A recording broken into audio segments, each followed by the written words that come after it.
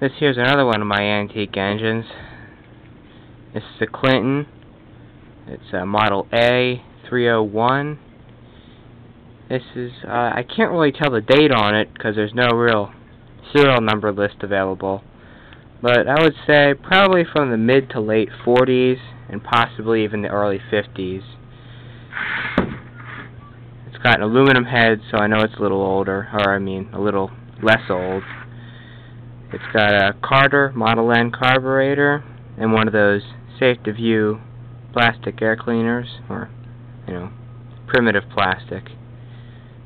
When I got this, it wasn't in bad shape. The tank is nice and clean, or was nice and clean when I got it.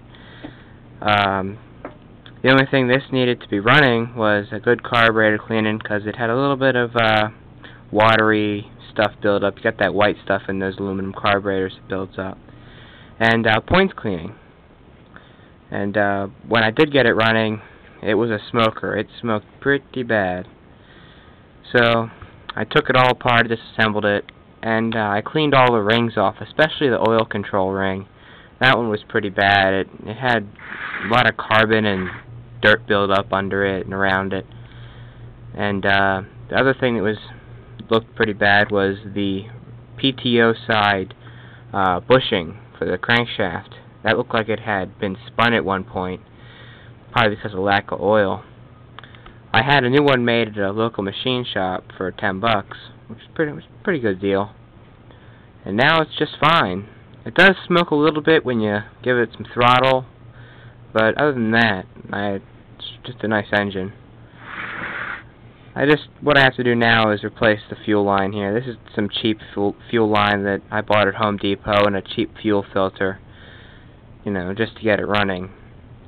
The fuel valve here does have a screen inside the tank, but it has a small rip in it, so I'll have to replace that eventually. But for now, it's all right.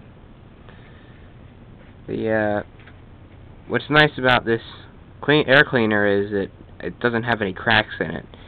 These old plastic ones tend to form cracks, especially right along one of the ribs here going up, just from people torquing that, weighing that down too much. It cracks them.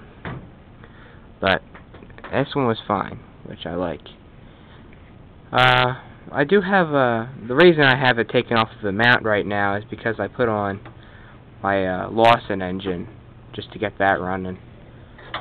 So, you know, that's about it for this. I'll get a video of it running sometime, but not right now.